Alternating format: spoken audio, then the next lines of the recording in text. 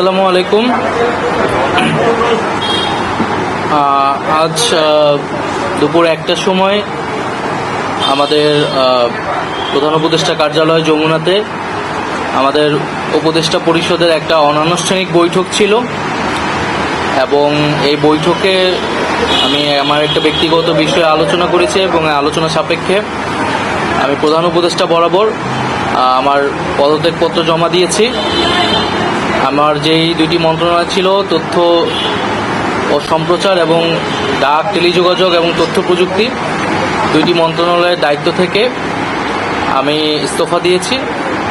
এছাড়াও এই জুলাই ফাউন্ডেশন, জুলাই শহীদ স্মৃতি ফাউন্ডেশন সহ সরকারের যেই সকল কমিটিতে আমি ছিলাম, এই সকল কমিটি থেকে আমি সাথে একই সাথে ইস্তফা আমার হচ্ছে।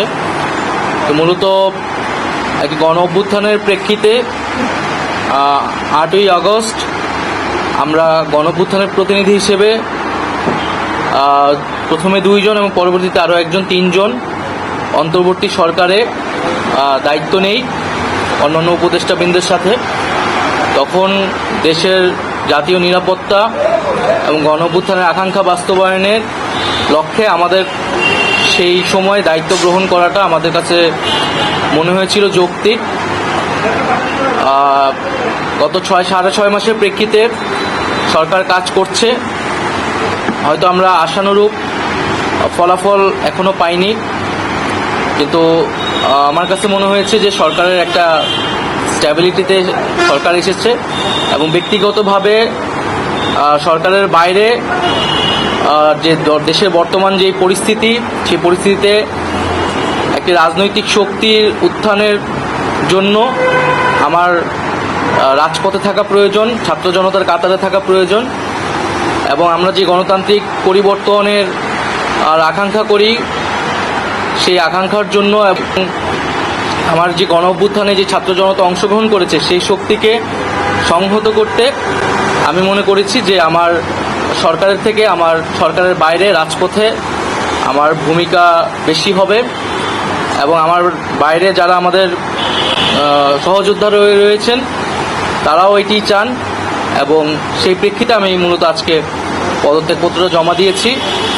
তো গত 6 মাসে আমি আমার জায়গা থেকে চেষ্টা করেছি কাজ করে যাওয়ার। 2টি মন্ত্রণালয়ের বাইরেও অনেক অতিরিক্ত দায়িত্ব আমাদের পালন করতে হয়েছে। আমরা চেষ্টা করেছি এবং মন্ত্রণালয়গুলোতেও আমরা কিছু কাজ করেছি। সেই কাজের ফলাফল হয়তো সামনে জনগণ পাবে।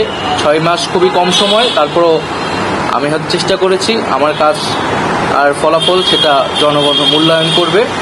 তো আজকে থেকে মূলত আমি সরকারের আর কোনো দায়িত্বে নেই, এটি মূলত বলার জন্য আপনাদেরকে আজকে আমরা 3টা কোশ্চেন নিব।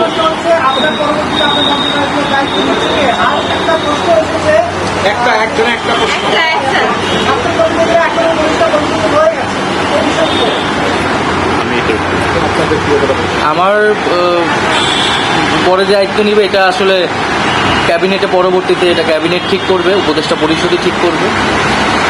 আর আমি আমার জায়গা থেকে মনে করেছি আমার বাইরের প্রয়োজন, বাট এখনও আমাদের গণ অভ্যুত্থানের আকাঙ্ক্ষা তো বাস্তবায়িত হয়নি। বিচার এবং সংস্কারের যে প্রতিশ্রুতি নিয়ে এই সরকার গঠিত হয়েছিল, ছাত্ররা এসেছিল, সেই প্রতিশ্রুতি পূরণে অন্য যে 2 জন রয়েছে তারা মনে করছে তাদের সরকারে এখনও দায়িত্ব রয়েছে, তারা এখনও সরকারে থেকেই জনগণকে সার্ভ করবে। তারা যদি রাজনীতি করার প্রয়োজন বোধ করে তারা তখন হয়তো সরকার ছেড়ে দেবে।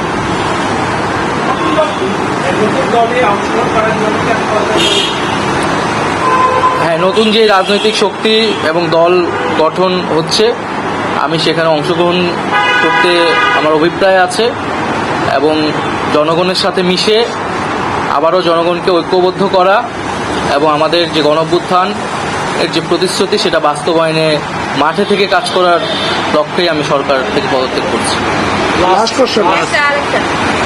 তাজওয়ার,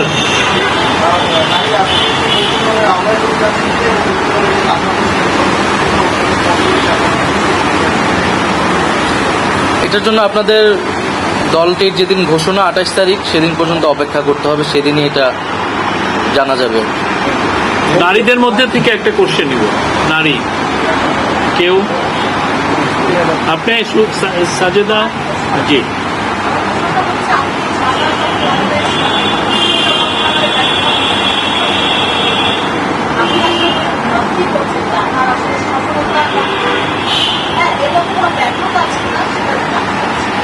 না, আমাদের তো অনেক সীমাবদ্ধতা ছিলই। আমরা সেই সীমাবদ্ধতাগুলো কাটানোর চেষ্টা করেছি সবসময়, এবং এখানে সীমাবদ্ধতা ছিল, আমলাতান্ত্রিক জটিলতা ছিল। আমরা এসে এই ব্যুরোক্রেসিকে যেভাবে পেয়েছি, এখানে পুলিশ যে তার আত্মবিশ্বাসের ঘাটতি হয়েছে আন্দোলনের পরে, এবং একই সাথে এখানে এই জুলাই গণহত্যাকারীদের, জুলাইয়ের যারা গণহত্যাকারী তাদেরকে গ্রেফতারের বিষয়টা, বিচারের বিষয়টা, সেই বিষয়ে আমাদের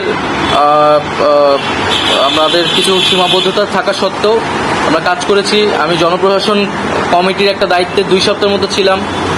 2 সপ্তাহের মিটিংয়ে আমরা সিদ্ধান্ত নিয়েছি যে যারা 18 সালের ডিসি ছিল এবং দুর্নীতির সাথে জড়িত ছিল তাদেরকে সরানোর ব্যবস্থা, এরকম কিছু উদ্যোগ আমরা নিয়েছি। এবং আমি আশা করব যে অন্তর্বর্তীকালীন সরকার সামনের দিনগুলোতে জনগণের যে আকাঙ্ক্ষা, গণঅভ্যুত্থানের যে আকাঙ্ক্ষা, সেই আকাঙ্ক্ষা বাস্তবায়নে তারা সচেষ্ট হবে, এবং দেশের যে আইন শৃঙ্খলা পরিস্থিতি, সেই আইন শৃঙ্খলা পরিস্থিতি এবং দ্রব্যমূল্য নিরসনে তারা সফলতা দেখাতে পারবে। ধন্যবাদ।